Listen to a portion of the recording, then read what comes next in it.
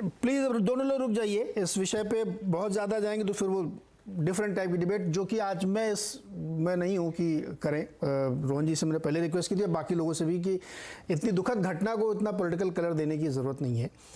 अब हम थोड़ी सी गुजरात की बात कर लेते हैं कि इस समय मूड माहौल क्या चल रहा है वहाँ पे। प्रशांत जी आपसे शुरू करते हैं, फिर राजनीतिक दल वाले हमारे भाई लोग जवाब देंगे। प्रशांत जी, क्या रहा है इस समय गुजरात में चुनावी दृष्टि से? देखिए, चुनावी माहौल में तो थोड़ा पॉलिटिकल फॉग इसलिए है कि जो हम चुनाव का जो एक्साइटमेंट जो होना चाहिए वो जनता में नहीं है, सिर्फ राजकीय दलों में है। पिछले 3-4 महीने से उनके बीच में सब कुछ चल रहा है। आम आदमी पार्टी, बीजेपी, कांग्रेस बहुत साइलेंट है। अंदरूनी कुछ काम चल रही है कांग्रेस में, ऐसा पीएम साहब ने बताया ओपन फोरम में। कांग्रेस खुद नहीं जानती थी कि हम भी वो खटिया बैठक कर रहे हैं, साइलेंटली बहुत बड़ा काम कर रहे हैं। वो पीएम साहब ने उनको मतलब बताया कि कांग्रेस ऐसा कर रही है। तो ओवरऑल, और प्लस फेस्टिवल सीजन आ गया एक्चुअली। आज तो पीएम साहब का जो भी 2 प्रोग्राम थे, 30 बाद में करना भी तो शुड आई कंटिन्यू? हाँ, जल्दी से सर करिए, कंटिन्यू करिए। तो ओवरऑल वही कि पीएम साहब के 2 प्रोग्राम है, तो हम तो 1 या 2 तारीख को कोड ऑफ कंडक्ट एक्सपेक्ट कर रहे थे। तो लेकिन ये हादसा हुआ तो 2-3 दिन और शायद एक्सटेंड हो जाएगा, कभी भी आ जाएगा कोड ऑफ कंडक्ट। उनकी इंटरनल प्रोसीजर कैंडिडेट सिलेक्शन की चल रही है। यहाँ पर मुद्दों के लिए बात कर रहे हैं कि मुद्दे तो वहीं के वहीं है। गुजरात का इलेक्शन हो या देश का इलेक्शन हो, मुद्दा वहीं का वहीं रहता है। सिर्फ ये सब चीजों के बीच में लोगों को घसेड़ा जाता है और ओवरऑल इलेक्शन आता है, चला जाता है। लेकिन अभी भी जनता के मुद्दे का रिजोल्यूशन पता नहीं है।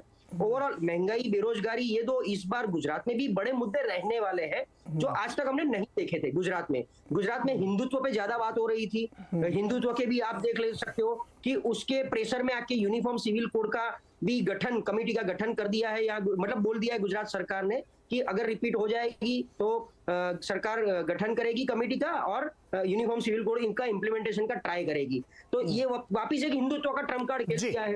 तो मुद्दे के आधार पे बात नहीं हो रही है, अभी भी नहीं हो रही है। और ऐसे में इलेक्शन आ जाएगा, फिर लोकल लेवल पे, लोकल फेस के ऊपर इलेक्शन लड़ा जाएगा और इलेक्शन खत्म हो जाएगा। रोहन जी, आप लोग बहुत साइलेंट है क्या गुजरात में? नीरज जी, वो तो आने वाला समय दिखाएगा, बट एक महत्वपूर्ण फर्क जो मैं इस बार देख रहा हूं कि जो भाजपा का जो प्रोपेगेंडा है, कई दिनों से प्रधानमंत्री जी वहां पे बार बार आना पड़ रहा है क्योंकि उनको मालूम है नाराजगी बहुत ज्यादा है। और नीरज जी, पिछले चुनाव में जहां बीजेपी 99 पे सिमट गई थी, इस बार उससे मुझे लगता है 10 गुना ज्यादा बुरा हाल जनता के बीच में है। सारी उनकी उन्होंने बीच में गुजरात गौरव यात्रा की, वो बुरी तरह से फ्लॉप हुई। उसकी जगह इस बार कांग्रेस पार्टी के कार्यकर्ता स्थानिक स्तर पे, माइक्रो लेवल पर, घर घर जाके जो हमारे वचन हमने दिए हैं, जो हमने दूसरे राज्यों में पूरे किया, हम उसकी बात कर रहे हैं। जनता की समस्या है उसकी हम बात कर रहे हैं और हमको बहुत अच्छा जन समर्थन मिल रहा है। इसीलिए बीजेपी कहीं ना कहीं अंदर से हिली हुई है। उन्होंने दूसरी एक पार्टी को भी वहां पे इंट्रोड्यूस किया कि कुछ भी करके वोट डिवीजन, वो भी उनके लिए बैकफायर होता साबित हो रहा है। तो अंदर से आपने जब बात शुरू की, मैंने कहा था कि इस मुद्दे का राजनीतिकरण नहीं होना चाहिए, पर जो भ्रष्टाचार है यहाँ पे, जो घोटाले गुजरात में चल रहा है, उसका एक ट्रेलर मोड भी में जरूर दिखा है। ये तो एक बात, ऐसी 50 चीजें हैं जो गुजरात में 27 साल के जो उन्होंने एक आभासी चित्र क्रिएट किया था, इस बार वो टूटने वाला है। दूसरा नीरज जी, जो एक महत्वपूर्ण बात करो, हर बार चुनाव के पहले कैसे उसको कम्युनल रंग दिया जाए, हिंदू मुसलमान की बात की जाए, इस बार ये मुद्दे भी नहीं चल रहे हैं क्योंकि जनता थक चुकी है महंगाई से, जनता थक चुकी है बेरोजगारी से, जनता थक चुकी है भ्रष्टाचार से। आज 18 डिफरेंट लोग, आंगनबाड़ी बहनें हो, पुलिस कर्मचारी हो, कॉन्ट्रैक्ट एम्प्लॉइज हो, ऐसे 18 अलग अलग ग्रुप्स हैं, वो आंदोलन करने पे मजबूर हो रहे हैं। तो ये जो उनका अहंकार है कि नहीं हम कुछ भी करेंगे और जनता माफ कर देगी, हम लोग उद्घाटन करेंगे, हम लोग शोमैनशिप करेंगे, जनता उसके इस बार नहीं आएगी। रोहन जी, जो दो सर्वे हैं, सी वोटर का और टाइम्स नाउ ईटीजी का, वो दोनों सर्वे तो बड़ी भारी जीत दिखा रहे हैं बीजेपी की। नीरज जी, मैं आपको 5 साल पहले के 5 सर्वे आपको दिखाऊं, और 5वां सर्वे में हाईएस्ट सीट जो कांग्रेस को मिल रही थी वो 36 थी। 5 सर्वे थे, 5 सर्वे में मैक्सिमम कांग्रेस पार्टी को 36 सीट दी थी। आज मुझे बताइए, जब चुनाव के परिणाम, हम सर्वे की क्या बात करें।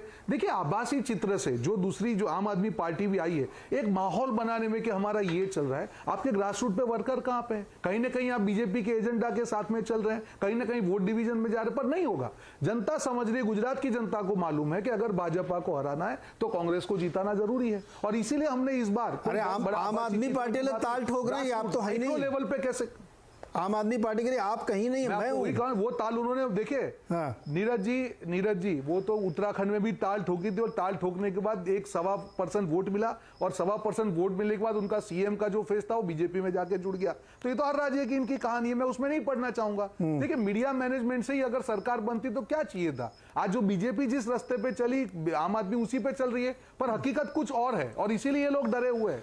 आज जिस प्रकार से कांग्रेस का हर कार्यकर्ता, कोरोना के टाइम की बात हो रही है जी, उसके बाद दिल से लगा हुआ है। 27 साल पावर में नहीं होना बहुत बड़ी चीज है, फिर भी कार्यकर्ता क्यों है? क्योंकि जनता का समर्थन है, जनता हमारे साथ खड़ी है। और इस बार आप देखेंगे कि जो परिणाम आएंगे, जो भी अहंकार, जिन्होंने जो अहंकार किया उसका ट्रेलर अभी जनता दिखा रही है, उसका फाइनल पिक्चर जिस दिन परिणाम आए आपको दिखेंगे। पर एक चीज मैं आपको यहाँ पे बोलना चाहूंगा कि जो बीजेपी की सरकार है, जैसे कर्नाटक में 40% कमीशन बोला जाता है, वैसे भी गुजरात में भी वैसे ही 40% कमीशन सरकार है। हर चीज में भ्रष्टाचार, हर चीज में घोटाला, और ये घोटाले धीरे-धीरे कितना आप रोकोगे? आज ऊपर वाला भी तो है, ऊपर कहीं ना कहीं आप करोगे। हर चीज की एक अति होती है, आज वो अति सर पे इनके बोल रही है। जो भी कैंपेन कर रहे हैं, जो भी एजेंट पांडे जी बुरी तरह से फेल हो रहा है, क्योंकि गुजरात की जनता समझ के ये परिवर्तन का समय है।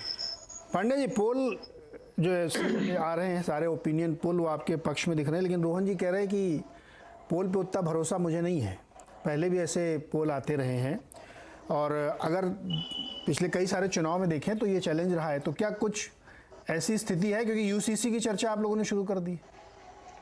नीरज जी, जहां तक यूसीसी की चर्चा है 2019 के मैनिफेस्टो में है, और ये यूसीसी आर्टिकल 370, राम मंदिर और ट्रिपल तलाक, ये सब सारे विषय भारतीय जनता पार्टी के मैनिफेस्टो में रहे हैं। तो कोई वो हमारे को समय लग सकता है, क्योंकि कांग्रेसी लोग बार बार कहते थे मंदिर वही बनाएंगे, तारीख नहीं बताएंगे, फिर तारीख आ गया।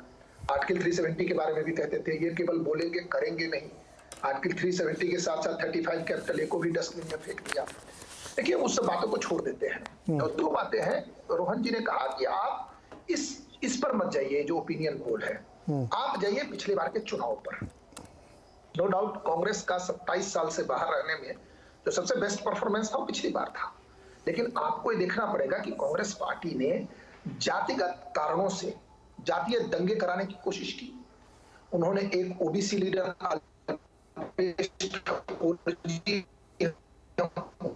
को उनके साथ कुछ एक्सपेक्ट था, उसमें आपने देखा कि पूरे गुजरात को जलाने की कोशिश की गई थी इनके द्वारा।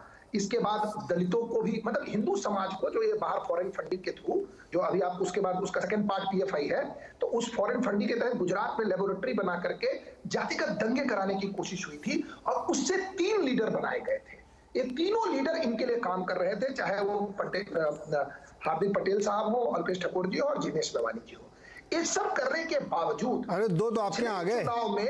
पिछले चुनाव में भारतीय जनता पार्टी का जो वोट है ना, वो 1.5% बढ़ा। पांडे, लेकिन उसमें से आपके यहाँ आ गए कुछ लोग, वो जो मेरी बात तो सुनिए ना, आप मेरी बात ही नहीं सुन रहे।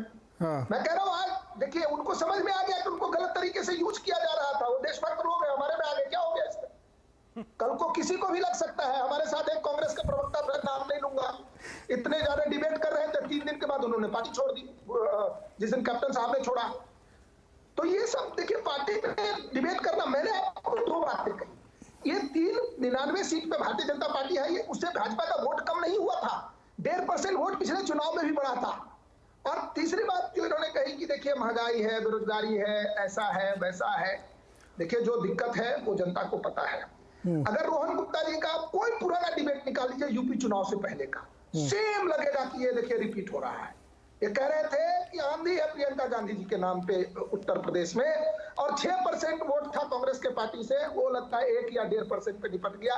1 सीट आया, वो भी धोखे से, कोई इंडिविजुअल चुनाव जीत गया, नहीं कांग्रेस के नाम पे 0 लड्डू आया। मैं क्या कह रहा हूं, आप भी जनता के बीच में, हम भी जनता के बीच में जाएंगे। अगर हमने काम नहीं किया, हम उत्तर प्रदेश के चुनाव में टाइम में भी कहता था, अगर हमने काम नहीं किया है तो हम चुनाव हार जाएंगे।